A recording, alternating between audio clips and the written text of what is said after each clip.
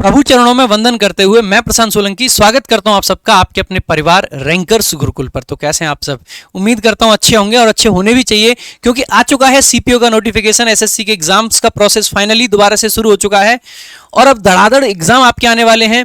बाकी के जो आपके एग्जाम्स थे जीडी का, यूपी पुलिस का, ये सब थोड़े से साइड होके अब मेन स्ट्रीम एग्जाम बन जाएंगे आपके एसएससी एग्जाम्स। और आप सभी लोगों के साथ में हम हमेशा की तरह खड़े हैं, रैंकर्स गुरुकुल पूरा परिवार। आपके लिए आज की वीडियो में मैं लेके आया हूं कंप्लीट स्ट्रैटेजी, डिटेल में कैसे फॉर्म भरना है, कैसे तैयारी करनी है, कैसे फिजिकल करना है, कैसे आपको मेडिकल में क्या देखना है, तैयारी में मैथ्स, रीजनिंग, इंग्लिश सब कैसे पढ़ना है, हर चीज बताएंगे। डिटेल्ड पूरी स्ट्रेटजी रहेगी। और भाई सबसे पहले भगवान के चरणों में वंदन करके मैं स्टार्ट करूंगा। क्या क्या बताने वाले हैं, सिलेक्शन का प्रोसेस क्या होता है, पैटर्न क्या होता है, एलिजिबिलिटी एज लिमिट क्या होती है, फिजिकल कैसे होगा, मेडिकल कैसे होगा, कट ऑफ एनालिसिस पिछले साल का देखेंगे, वैकेंसीज का एनालिसिस देखेंगे, पिछले साल का क्या क्या वैकेंसीज थी, अब की बार कितनी है। इसके अलावा भी मेरे भाई बहुत सारी चीजें आपको जानने को मिलेंगी कि किस तरीके की जॉब प्रोफाइल है, नौकरी कैसी है, कौन सी नौकरी अच्छी है, कौन सी अच्छी नहीं है, हर एक चीज आपको डिटेल में मिलेगी जानने को यहाँ पे। तो शुरुआत करेंगे मेरे भाई। ये सीपीओ आपका, ये मेरा ही फोटो आप देख रहे हैं यहाँ पे भी, और ये ट्रेनिंग टाइम का फोटो है। मैं खुद सेलेक्टेड हूं, ऑल इंडिया रैंक 29 और मेंस में ऑल इंडिया रैंक 1 पे मैं था। तो आपको जो बंदा स्ट्रेटजी बता रहा है वो आपको एकदम करेक्ट बता रहा है, बढ़िया बता रहा है। और ये सारी चीजें ये प्रूव करती हैं कि जिस आदमी की वीडियो आप अभी देखना शुरू करें हैं वो आपको स्ट्रेटजी जबरदस्त ही बताएगा, क्योंकि खुद भी ऑल इंडिया रैंक लेके आए हैं 29। सीजीएल, सीएचएसएल, आईबी, एसीआईओ का जो पेपर होता है और सीपीओ सारे एग्जाम्स क्लियर करे हैं, 3-3 किताबें लिख रखी हैं, इतने इतने मार्क्स मैंने स्कोर करें, ऑल इंडिया टॉप रैंक पे भी मैं रहा हूं। और सीजीएल, सीएचएसएल प्री में 3 बार ऐसा किया है कि मैथ्स, इंग्लिश, रीजनिंग में 50 में से 50 मार्क्स में लेके आया हूं, तीनों ही सब्जेक्ट में। तो मैं न सिर्फ इंग्लिश के लिए बल्कि बाकी सब्जेक्ट की स्ट्रेटजी भी आपको ढंग से बताने के लायक हूं और ढंग से ही बताने वाला हूं। तो देखेंगे भाई, सबसे पहले इंपॉर्टेंट डेट्स की बात करें तो फॉर्म आपके 4 तारीख यानी कल से शुरू हो चुके हैं, क्योंकि कल रात 11 बजे नोटिफिकेशन आ गया था। अगर बात करें कब तक फॉर्म भरे जाएंगे तो 28 मार्च तक आपके फॉर्म भरे जाएंगे, यानी कि बीच में होली का भी पीरियड है, सारी चीजें हैं। तो कोशिश कीजिएगा टाइम से फॉर्म भर लें। फॉर्म एग्जाम कब होगा? 9, 10 और 13 मई की डेट है। हालांकि ये टेंटेटिव है, यानी कि इसमें चेंजेस होने के चांसेस हैं, ठीक है, इसमें चेंजेस होने के चांसेस हैं। आम चुनाव यानी जनरल इलेक्शंस आपके इसको अफेक्ट कर सकते हैं और हो सकता है ना भी करें। उसके अलावा डेट्स ऑफ करेक्शंस जो हैं वो 30 और 31 मार्च को आप अगर फॉर्म में बाई चांस कोई गलती रह जाती है तो करेक्शन कर सकते हैं, लेकिन अगर आप ये पूरी वीडियो देखोगे आपके फॉर्म में गलती रहने का चांस ही नहीं रहेगा। पूरी वीडियो देखनी है आपको, है ना। अगर एप्लीकेशन फीस की बात करें तो यूआर, ओबीसी और ईडब्ल्यूएस तीनों के लिए 100 रुपए है, बाकी एससी, एसटी और सारे फीमेल कैंडिडेट के लिए ये फ्री रहता है। अगर हम बात करते हैं वैकेंसीज की तो टोटल भाई 4187 आपकी वैकेंसीज हैं, जो कि अभी टेंटेटिव हैं। इनको भी बढ़ने घटने का चांसेस आपके रहते हैं। अगर हम बात करें दिल्ली पुलिस में टोटल 125 आपकी वैकेंसीज हैं, जनरल की जिसमें से 56 वैकेंसीज हैं। जो दिल्ली पुलिस के डिपार्टमेंटल कैंडिडेट हैं उनकी 12 वैकेंसीज हैं टोटल। दिल्ली पुलिस फीमेल में वैकेंसीज जो है वो टोटल 61 है, जिसमें से जनरल की आपकी 28 वैकेंसीज हैं। तो आप पाओगे ये आपकी वैकेंसीज हो गई।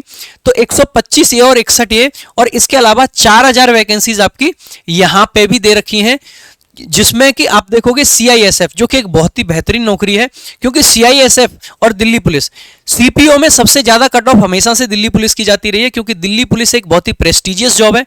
कंधे पे जो 2 सितारे होते हैं और बदन पे जो खाकी वर्दी होती है उसका एक चार्म अलग होता है। मैंने खुद रह के देखा है, काफी सैलरी सरकार दे रही होती है और उस सैलरी से हम बड़े बड़े ब्रांड के कपड़े खरीद लेते हैं और खरीद सकते हैं, और हमने खरीदे हैं और खरीद के वो पहन के देख लिए। लेकिन जो मजा खाकी की वर्दी में है ना, वो मजा किसी दुनिया के किसी भी ब्रांड में नहीं हो सकता है, किसी भी जगह पे नहीं मिल सकता है। आप बड़े बड़े बैज लगा लीजिए, आप बड़े बड़े ब्रॉस लगा लीजिए, कुछ भी लगा लीजिए, लेकिन जो कंधे पे सितारे जो आपकी चमक को दिखाते हैं वो दुनिया की कोई भी चीज आपकी चमक को नहीं दिखा सकती।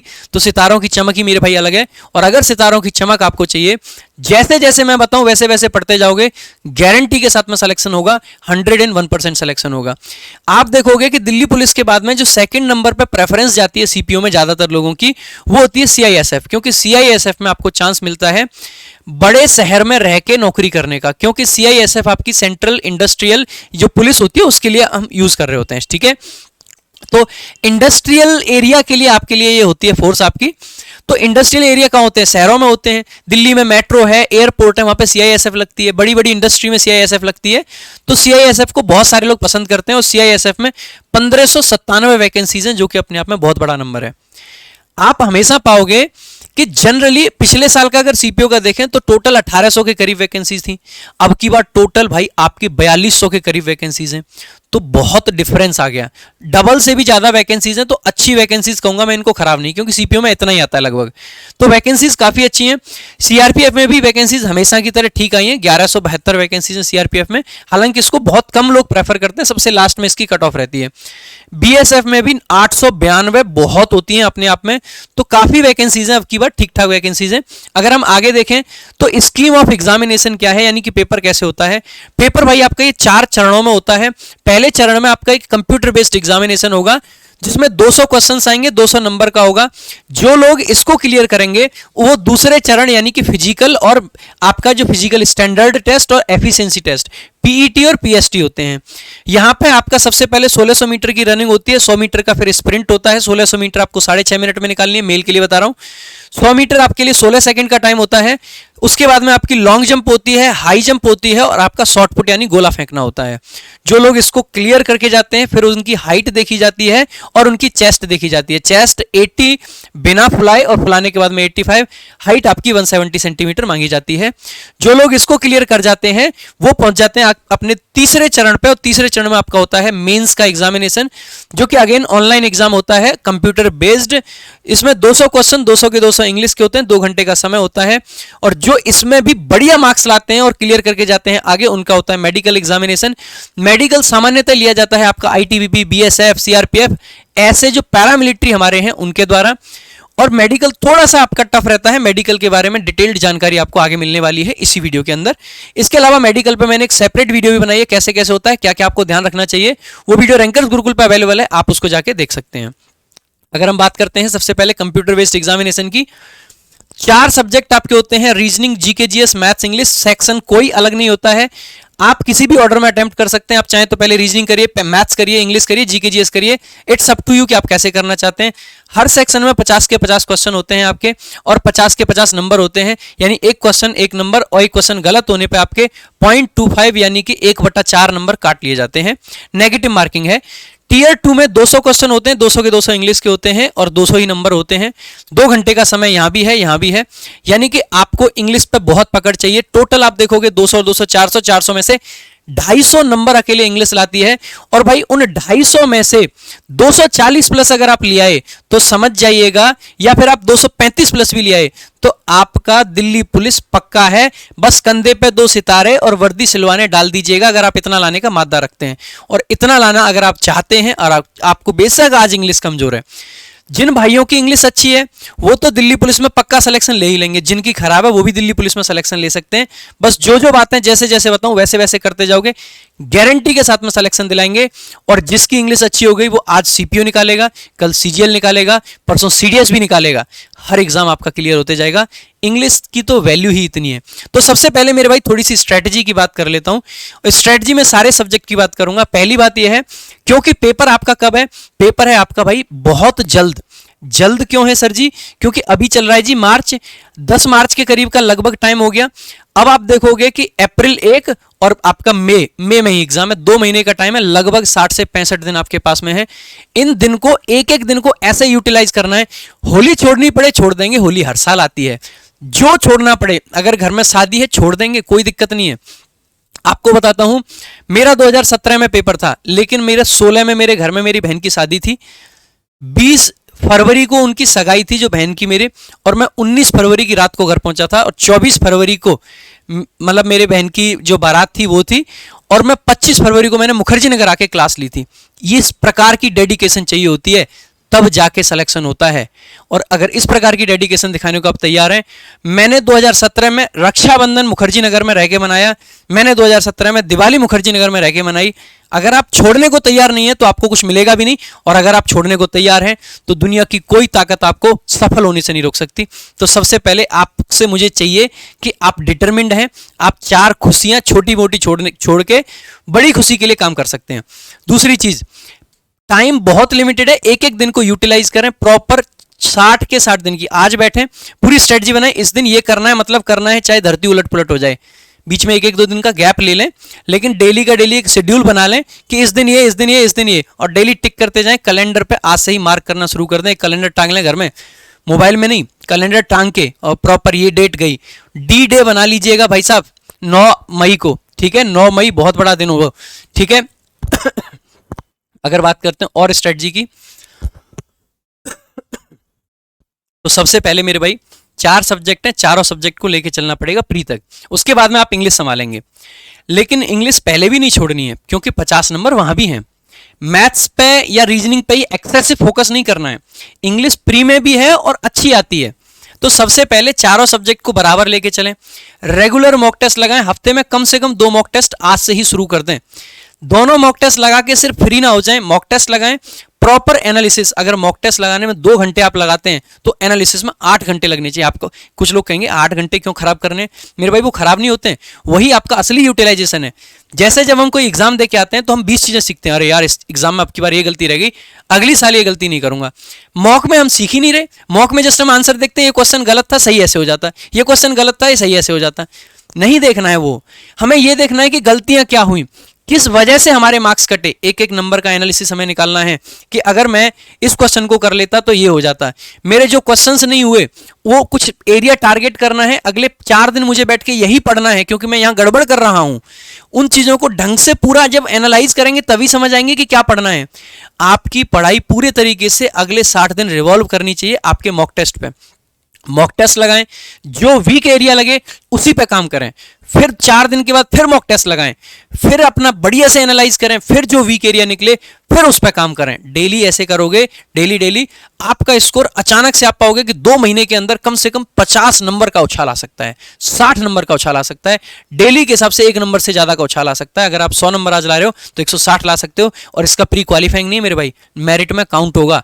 इसीलिए प्री में जितना मार्क्स खींच जाओगे उतने चांसेस हैं कि दिल्ली पुलिस की वर्दी मिलेगी आपको, तो ध्यान देंगे इस चीज का। दूसरी बात मैं ये कहूंगा, सिलेबस के पीछे ना भागें कि सिलेबस नहीं हुआ है, सिलेबस नहीं हुआ है। मेरे भाई सिलेबस से कुछ नहीं है, अभी सिलेबस करना होता है जब जब आपके पेपर में 6 महीने 8 महीने हैं, 2 महीने में सिलेबस ना हुआ करते। सिलेबस के पीछे ना भाग के प्रैक्टिस के पीछे भागें, लगातार प्रैक्टिस करें। और अगर आप बढ़िया से प्रैक्टिस करना चाहते हैं, इंग्लिश के लिए मैं आपको एक प्लेलिस्ट सजेस्ट करूंगा रैंकर्स गुरुकुल पे, रिवीजन बैच बाय प्रशांत सर डालना, उसमें 27-28 वीडियोज हैं, वो देख लेना, आपका पूरा रिवीजन हो जाएगा, सिलेबस की जरूरत नहीं पड़ेगी, ठीक है। अलग से सिलेबस मत करने की जरूरत नहीं पड़ेगी। बाकी मेंस के लिए आप इंग्लिश को अच्छे लेवल से तैयार करें, क्योंकि बीच में फिजिकल आता है, तो मेंस के लिए थोड़ा टाइम आपको ज्यादा मिल जाएगा। बाकी मेरे भाई reasoning, maths, GK, GS, focus ज्यादा आपका कहां होना चाहिए, प्रैक्टिस वाले पार्ट पे, क्योंकि प्रैक्टिस ही आपको सिलेक्शन दिलाने वाली है। लेकिन फिर भी जो लोग चाहते हैं कि सर नहीं, हमें एक बार प्रॉपर बैच से पढ़ना है, मेंस के लिए तैयारी करनी है, तो मेरे भाई सबसे पहले तो आपको मैं बता देता हूं, मैथ्स में और इंग्लिश में आपको ये किताब है, ये प्रैक्टिस के लिए बनाई है, सीपीओ वॉरियर। और मेरी जो सीपीओ वॉरियर की किताब है, बुक स्केप पे और अमेजोन पे दोनों जगह 99 में अवेलेबल है, ऑफर में। ऑफर आज की डेट में यानी कि 5 मार्च, 6 मार्च और 7 मार्च को रहेगा। 8 मार्च से ये किताब 150 रुपए की हो जाएगी। सीपीओ की इससे बेहतरीन प्रैक्टिस किताब आपको नहीं मिलेगी, गारंटी कहता हूं। इतने बढ़िया तरीके से आपका सिलेबस करने की भी जरूरत नहीं पड़ेगी, इतने बेहतरीन तरीके से इसमें चीजों को मैंने समझा रखा है, करा रखा है। पूरा पिछले 3 साल के आपके पूरे पेपर को डिटेल में एनालाइज कर रखा है। सेम वैसे ही आदित्य सर की मैथ्स की किताब आती है सीपीओ वॉरियर, वो भी आप चेकआउट कर सकते हैं, वो भी बुक स्केप पे, फ्लिपकार्ट पे, अमेजोन पे हर जगह अवेलेबल है। इसके अलावा वोकैबुलरी के लिए वोकैब संजीवनी और कॉम्प्रिहेंशन, मेंस के लिए खास करके कॉम्प्रिहेंशन क्रांति। बाकी जो बच्चे बैच से पढ़ना चाहते हैं वो यहां से, ये मेरा बैच है रिकॉर्डेड। लाइव बैच ना लें भाई अब, क्योंकि लाइव तब तक नहीं हो पाएगा आपका, तो रिकॉर्डेड बैच लेके जहां जहां जिस चैप्टर में लगे वीकनेस है, मॉक टेस्ट लगाया, आपको लग रहा है कि सर मेरे नाउन के क्वेश्चन अटक रहे हैं, नाउन समझ नहीं आया या टेंस समझ नहीं आया, पढ़ो टेंस। कंडीशनल के बहुत क्वेश्चन आते हैं, पढ़ो कंडीशनल। जो पढ़ना है वो यहां से आप सीधे सीधे पढ़ सकते हैं, लाइफ टाइम वैलिडिटी है। और ये आपका सिर्फ 699 का बैच है। बैच के बाद में भाई आ जाते हैं सीधे फिजिकल पे। फिजिकल में आपका क्या होता है, सबसे पहले आपका टेस्ट होता है सबसे पहले 1600 मीटर दौड़ाएंगे 6.5 मिनट में, फिर 100 मीटर 16 सेकंड में। उसके बाद में लॉन्ग जंप होती है 3.65 मीटर की, हाई जंप होती है 1.2 मीटर की, शॉर्ट पुट यानी कि गोला फेंकना होता है आपको 4.5 मीटर। फीमेल के लिए भाई 18 सेकंड है 100 मीटर के, 1600 मीटर के लिए नाक लेके यहाँ पे 800 मीटर होता है, तो 4 मिनट में 800 मीटर होता है। लॉन्ग जंप इनकी 2.7 मीटर होती है और हाई जंप इनकी 0.9 मीटर होती है। शॉर्ट पुट इनके लिए होता नहीं है। अगर हम बात करें मेडिकल की, तो मेडिकल में क्या क्या होता है मैं बता देता हूं। सबसे पहले आपका आई का टेस्ट हो रहा होता है, वहां पे चेक करते हैं कि आपने कोई सर्जरी तो नहीं कराई है। आई साइट क्या है आपकी 6/6 चाहिए होती है मेरे भाई। लेसिक सर्जरी वाले बहुत बच्चों के कमेंट आते हैं कि सर क्या लेसिक वाले अलाउड हैं। भाई देखो वैसे ऑफिशियली लेसिक अलाउड नहीं होता है, लेकिन जहां पे मेडिकल होता है ऐसी कोई मशीन नहीं है तो चेक नहीं कर पाते हैं, तो बिना मशीन के होता है, तो आगे आप देख लेना भाई, ठीक है। बाकी अगर रीमेडिकल में आप आईज को लेके पहुंचेंगे तो रीमेडिकल के टाइम पे मशीन लगी होती है, तो वहां पे लेसिक आपका चेक हो जाता है। कलर ब्लाइंडनेस नहीं चल पाती है, स्ट्रिक्ट मेडिकल होता है क्योंकि पैरामिलिट्री ले रही होती है। ईएनटी यानी कि ईयर नोज थ्रोट आपके ये सब चेक होते हैं। इनमें बहुत रेयर ऐसा होता है कि किसी को निकालें, बस एक नाक की जो हड्डी होती है वो टेढ़ी नहीं होनी चाहिए, बाकी कोई दिक्कत नहीं है। यहाँ पे ईयर में कुछ नहीं, साफ सफाई होनी चाहिए, कान में कोई दिक्कत नहीं है। टीथ एंड माउथ का रहता है, दांतों के 14 पॉइंट चाहिए होते हैं, आसानी से मिल जाते हैं। कोई ही शायद ऐसा होगा जिसको दांत वगैरह में बाहर किया हो। ब्लड एंड यूरिन टेस्ट होता है, अगर कोई मेजर इश्यू नहीं है तो यहाँ भी कोई दिक्कत नहीं आएगी। बीपी हार्ट बीट में बहुत लोगों को पॉइंट मिलता है, लेकिन धीरे धीरे क्लियर हो जाते हैं। वहां पे बस घबराएं नहीं, चिंता नहीं करें, दिल में ऐसा कुछ लेके नहीं आए कि क्या हो गया, आराम से निकल जाएगा। फ्लैट फुट देखते हैं, नौकनी देखते हैं। फ्लैट फुट आपका कुछ लोगों का इश्यू आ जाता है, लेकिन ये मेजर इश्यू ये तो भाई देखो जन्म से है, जिसके है वो है। नौकनी वाले भी बच्चे जो एड़ियां नीचे चिपकवा के देखते हैं, अगर घुटने में छोटा सा इतना भी गैप है कि बाल निकल जाए तो भी पास हो आप, कोई दिक्कत मत लेना। ये मत सोचना मेरा हाथ अटक रहा है, छोटी सी भी अगर स्पेस है कि बाल भी वहां से क्रॉस हो पाए तो पास हो जाओगे। वेरिकोज वेन्स वो होती हैं जो बहुत ज्यादा उभर आती हैं वेन्स, ठीक है, जो नसें आपकी। उसके अलावा हैंड मूवमेंट चेक करते हैं, इस तरीके से करवाएंगे और कुछ नहीं है। यहाँ पे एक्सरे करवाते हैं चेस्ट का कि कहीं आप सुट्टा तो नहीं मारते, ठीक है। ऐसे ही मन नहीं है कि सुट्टे वालों का सिलेक्शन नहीं होगा, लेकिन क्या है बहुत ज्यादा चेस्ट की हालत खराब ना कर रखी हो। हाइड्रोसिल और पाइल्स का टेस्ट होता है, यहाँ पे मैंने इसकी डिटेल्ड वीडियो बना रखी है, आप उस वीडियो को देख सकते हैं। उसके बाद में आपका आरएमई यानी रीमेडिकल भी हो सकता है, अगर आपका कोई पॉइंट मिला है। जिसका क्लियर है उसको रीमेडिकल की जरूरत नहीं पड़ती है। एज लिमिट की बात करते हैं, एक बहुत बड़ा इश्यू है, बहुत सारे बच्चों के कमेंट भी आया आदित्य सर की इस वीडियो पे, जो उन्होंने शॉर्ट डाला था उस पर कि सर एज लिमिट 1 जनवरी होनी चाहिए थी, और मैं खुद कहता हूं, और भाई इसके लिए अगर ट्विटर पे कैंपेन करना पड़ेगा तो कैंपेन भी करेंगे, जो करना पड़ेगा। बच्चों के साथ हम खड़े हैं, और आज से ही ये कैंपेन अभी से शुरू कर दीजिए। क्यों कर दीजिए मेरे भाई? क्योंकि एज लिमिट आप खुद से सोचिए, जिस पेपर का नोटिफिकेशन मार्च में आ रहा है, कायदे से अगर साल के पहले हाफ में नोटिफिकेशन आता है तो वहां पे एज का जो क्राइटेरिया है वो 1 जनवरी होना चाहिए, और अगर सेकंड हाफ में आता है तो फिर आपका 1/8 होना चाहिए। लेकिन ये तो पहले हाफ का नोटिफिकेशन है, पेपर भी पहले हाफ में है, तो भैया सेकंड हाफ के हिसाब से क्यों ले रहे हो? क्यों बच्चों के साथ खिलवाड़ कर रहे हो? भैया करेंगे ट्विटर पे सीपीओ का ये चेंज होगा, और पहले भी ऐसे इंस्टेंस देखे गए हैं जहां पे चीजें चेंज हुई हैं। तो भाई हम सभी लोग, पूरी टीम, इसके लिए मैं एक अलग से वीडियो भी बनाऊंगा कि क्या क्या आप ट्रेंड करा सकते हैं, क्या क्या आपके हैशटैग होने चाहिए। डिटेल में वीडियो मिलेगी, इस पर भी चिंता ना करें, और हम आपके साथ थे, हैं और हमेशा रहेंगे। एलिजिबिलिटी आपकी अभी के लिए जो मांगी है वो 1/8 के हिसाब से मांगी है। 20 से 25 साल के बीच के लोग इसको अप्लाई कर सकते हैं, ठीक है। तो यहाँ पे लिख भी रखा है कि जनरल वालों के लिए 2/8/99 के बाद का, मतलब पहले का नहीं हो, और 1/8/2004 के बाद का नहीं हो, इतना आपका ये एरिया दे रखा है। ये रिलैक्सेशन दे रखा है वही SC/ST को 5 साल, OBC को 3 साल, एक्स सर्विसमैन का दे रखा है। ये सारी चीजें आप देख सकते हैं, डिपार्टमेंटल वालों का है। सैलरी भाई क्या रहती है? सब इंस्पेक्टर दिल्ली पुलिस को ये ग्रेड C की नौकरी बताते हैं, बाकी सबको ग्रेड B में रखा जाता है। ध्यान देंगे बेसिक पे दोनों का सेम है, यानी कि आपका 35,400 है, ग्रेड पे जो होता है 4200 होता है। 35,400 में आपका DA मिल जाता है, इसके अलावा आपका HRA मिल जाता है, ट्रांसपोर्ट अलाउंस मिल जाता है। टोटल मिलके लगभग ये सैलरी आपकी 65,000 से प्लस बनेगी, स्टार्टिंग सैलरी जो बनती है सारी की सारी पोस्ट में। बढ़िया नौकरी है, वर्दी की नौकरी है सारी की सारी इसमें, ठीक है। कैसे अप्लाई करना है? क्योंकि SSC ने नई वेबसाइट लॉन्च की है, बहुत सारे बच्चों को डाउट है कि सर हम पहले एग्जाम दे चुके हैं, क्या हमें भी OTR करना पड़ेगा? बिल्कुल करना पड़ेगा। नई वेबसाइट जब से आई है, अगर तब से आपने कोई फॉर्म नहीं भरा तो करना पड़ेगा। और नई वेबसाइट आने के बाद में एक फॉर्म आया था सिलेक्शन पोस्ट का, दूसरा है सीपीओ का। तो अगर अब तक आपने ओटीआर नहीं किया है तो ओटीआर कर लें। ओटीआर कैसे करना है उसके लिए भी मैंने वीडियो बना रखी है डिटेल में, ठीक है। ओटीआर यानी कि वन टाइम रजिस्ट्रेशन, उसके बाद में फॉर्म फिल करना है। ओटीआर कैसे करना है वो हमने यहाँ भी, सबसे पहले बेसिक डिटेल, एडिशनल डिटेल्स आएंगी और फिर डिक्लेरेशन आएगा। इन्फॉर्मेशन आपकी कैटेगरी वगैरह डालनी है, ये सारी चीजें आपको करनी है। ओटीआर में बस ये ध्यान रखना है कि जो भी डिटेल्स हैं आपकी मैच करनी चाहिए 10th की यानी मैट्रिकुलेशन की डिटेल्स से, जरूरी है वो। उसके अलावा क्वालिफिकेशन ओटीआर में वो डालनी है जो आपकी मैक्सिमम है, क्योंकि आप सीपीओ वाले हैं तो ग्रेजुएशन ही डालेंगे आप, या पोस्ट ग्रेजुएशन डाल सकते हैं, ठीक है। अगर हम बात करें इन्फॉर्मेशन आपकी सब सही है, ये सब चीज़ें आपको चेक करनी है। इन सब पे मैंने ऑलरेडी वीडियोस बना रखे हैं, जाके देख लेना, आपको सब मिल जाएगा वहाँ पे, ठीक है। उसके अलावा सबसे ज़्यादा फाइनल सबमिट में आपको ओटीपी डालना होगा। 2 ओटीपी आते हैं, मेल पे आता है, एक आपका फ़ोन नंबर पे आता है, दोनों में से कोई भी डाल सकते हैं, कोई दिक्कत नहीं है। डिक्लेरेशन को ध्यान से पढ़ें, हालांकि चेंजेस ओटीआर में हो सकते हैं लेकिन फिर भी भाई कोशिश करें कि गलती ना ही हो। इसके अलावा 2 यू कैन ये लिख रखा है इन्होंने, सारी चीज़ें मैट्रिकुलेशन के हिसाब से चलेंगी। पिता के नाम में बहुत गलतियां करते हैं बच्चे, वो बिल्कुल ना करें। ईमेल आईडी और अपना मोबाइल नंबर वही रखें जो आपका परमानेंट रहना है, इस चीज़ का विशेष ध्यान रखें। मम्मी पापा का नाम मैट्रिकुलेशन 10th के हिसाब से रखें, चाहे बाकी जगह कुछ भी है, बाकी जगह अपना चेंज करा लें या 10th में चेंज करा लें। पहले तो कोशिश किया करें कि एग्जाम का इंतजार ना करें, एफिडेविट बन जाता है आपके तहसील से, तहसील में जाएं, जिस भी डॉक्यूमेंट में नाम गलत है उनको सही करा लें। क्यों आगे के लिए फंसना है अपने डॉक्यूमेंट वेरिफिकेशन में।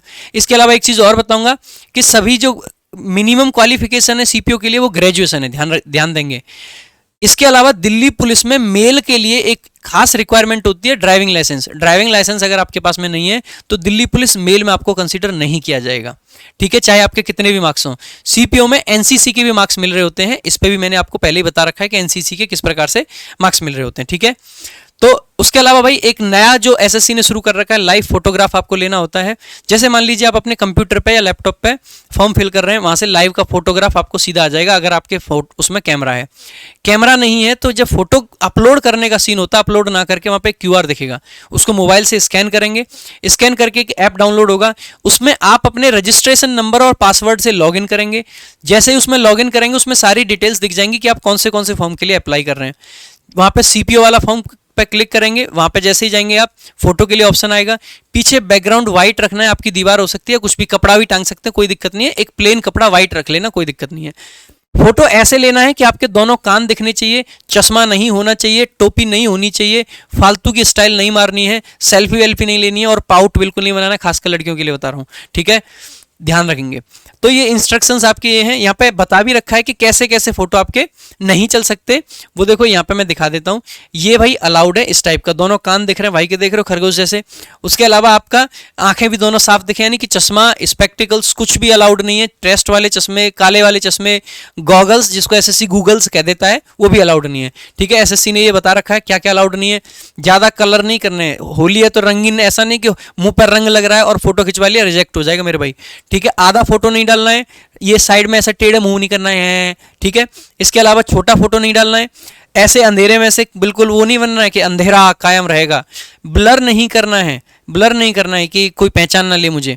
और ये टोपी बिल्कुल नहीं लगानी है, स्टाइल मारने का तो एसएससी कहता है मारनी नहीं स्टाइल।